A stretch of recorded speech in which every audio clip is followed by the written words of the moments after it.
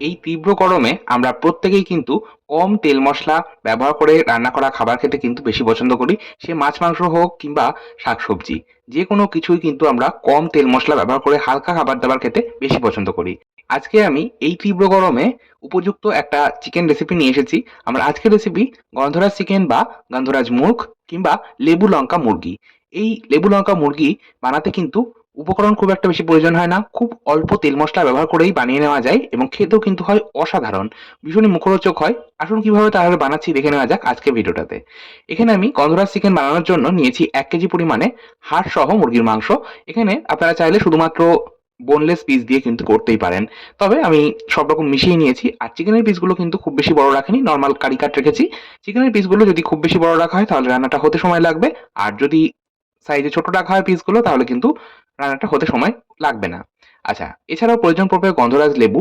গন্ধরাজ লেবু আমি নিয়েছি একটা সম্পূর্ণ লেবুটাই আমার প্রয়োজন পড়বে। আর একটা গ্রেটারে ১ম এ আমি গন্ধরাজ লেবুর ওপরের যে সবুজ অংশটা রয়েছে সেটাকে আমরা গ্রেট করে নিলাম। এটাকে বলা হয় গন্ধরাজ জেস্ট। ঠিক যেমন আমরা পাতিলেবুর যে গায়ের খোসাটা আমরা গ্রেট করে নিই যেটাকে বলা হয় লেমন জেস্ট, এটাও কিন্তু গন্ধরাজ জেস্ট। আর গন্ধরাজ জেস্টের কিন্তু গন্ধরাজ লেবুর মতনই সুন্দর একটা গন্ধ রয়েছে। এছাড়াও আমি ব্যবহার করব পাতা। পাতাটাকে আমি কুচিয়ে নিলাম। গন্ধরাজ লেবুর পাতা কিন্তু আপনারা আ সহজে পাবেন না। মানে গন্ধরাজ লেবুর পাতা আর গন্ধরাজ লেবু একসাথে কিন্তু বিক্রি হয় না। আলাদা করে কিনতে হয় গন্ধরাজ লেবুর পাতা। তবে আমি খুব সৌভাগ্যবান কারণ আমি গন্ধরাজ লেবুর সাথেই গন্ধরাজ লেবুর পাতাও পেয়ে গেছি। গন্ধরাজ লেবুর সাথেই পাতা ছিল সেইজন্য কিন্তু আমি আলাদা করে আর কিনতে হয়নি। যদি আপনারা না পেয়ে থাকেন তাহলে আলাদা করে কিনতে পারেন। আর যদি পেয়ে না থাকেন সেক্ষেত্রে বাদ দিতে পারেন, অসুবিধা নেই। আচ্ছা, গন্ধরাজ লেবুটাকেও আমরা টুকরো করে নিলাম। পাতাটা কুচিয়ে নিয়েছি আর গন্ধরাজ লেবুটাকেও আমরা টুকরো করে নিয়েছি। এখন আমরা একটা বড় ছড়ানো পাত্রের মধ্যে নিয়ে নিলাম মোটামুটি ৪ থেকে ৫ টেবিল চামচ টক দই। ওরই মধ্যে দিয়ে দিলাম ১ চা চামচ গোলমরিচ গুঁড়ো, ঝাল বুঝে গোলমরিচ গুঁড়ো দেবেন। দিয়ে দিলাম রঙের জন্য ১ চা চামচ কাশ্মীরি লঙ্কার গুঁড়ো আর খুব অল্প পরিমাণে একটু হলুদ গুঁড়ো। এই ধরুন ১/২ চা চামচ মতো। দিয়ে দিলাম ১.৫ চা চামচ লবণ বা স্বাদ মতো লবণ। আর দিয়ে দিলাম ওই যে গন্ধরাজ জেস্ট রেডি করে রেখেছিলাম সেই গন্ধরাজ জেস্টটা দিয়ে দিলাম। আর দিয়ে দিলাম কুচনো পাতা। এবার আমি এখানে দিয়ে দিলাম আদা রসুন বাটা। এখানে আমি মোটামুটি ২০ কোয়া রসুন আর ১/২ ইঞ্চির থেকে একটু বেশি পরিমাণে মানে এই ধরুন ১.৫ ইঞ্চি মতো আদা এখানে আমি বেটে নিয়েছিলাম সেটাই ব্যবহার করলাম। আর ব্যবহার করলাম কুচনো কাঁচা লঙ্কা। এখানে কিন্তু কাঁচা লঙ্কা বেটে ব্যবহার করছি না। কাঁচা লঙ্কা কুচিয়ে ব্যবহার করলাম। আচ্ছা, এবার আমি ব্যবহার করছি গন্ধরাজ লেবুর রস। গন্ধরাজ লেবুর রস কিন্তু আমি এখানে অর্ধেক লেবুর রসটা ব্যবহার করলাম, বাকি অর্ধেকটা পরে ব্যবহার করব। সমস্তটাকে ভালোমতো মিশিয়ে নিয়ে এবার আগে থেকেই ধুয়ে জল ঝরিয়ে রাখা মাংসের টুকরোগুলো দিয়ে দিলাম। এবার এই মসলার সাথে আমি মাংসের টুকরোগুলো মাখিয়ে নেব। মাংসটাকে আমরা ম্যারিনেট করছি। আর ম্যারিনেট করে খুব বেশি সময় রাখবো না। জাস্ট ২৫ থেকে ৩০ মিনিট মতন রেখে দেবো। যদি আপনাদের হাতে সময় থাকে সেক্ষেত্রে কিন্তু আপনারা ৪০ থেকে ৪৫ মিনিট কিংবা ১ ঘন্টা কিংবা তার থেকেও বেশি সময় রাখতেই পারেন। যত বেশি সময় ম্যারিনেট করে রাখবেন আর কিছুই নয়, মাংসটা খেতে তো অবশ্যই সুস্বাদু হবে। আর মাংসটা রান্নাটা হতেও কিন্তু সময় অনেকটাই কম লাগবে। যাই হোক আমি ৩০ মিনিট রাখলাম। এবার ৩০ মিনিট পর রান্না শুরু করছি। কড়াইয়ের মধ্যে দিয়ে দিলাম মোটামুটি ৩ থেকে ৪ টেবিল চামচ রিফাইন্ড অয়েল বা সাদা তেল। রান্নাটা কিন্তু সাদা তেলেই হবে, সর্ষের তেলে করবেন না। আর মাংসে তেলের পরিমাণ আপনারা কতটা ব্যবহার করবেন সেটা কিন্তু আপনাদের উপর নির্ভর করছে। আপনারা এর থেকেও বেশি পরিমাণ তেল ব্যবহার করতেই পারেন, সেটা কিন্তু আপনাদের নিজেদের চয়েস। আচ্ছা, তেলটা ভালোমতো গরম হলে আমি দিয়ে দিলাম গোটা গরম মসলা। গোটা গরম মসলার মধ্যে নিয়েছি ৩ টে থেতো করা ছোট এলাচ আর একটা ছোট দারচিনির টুকরো।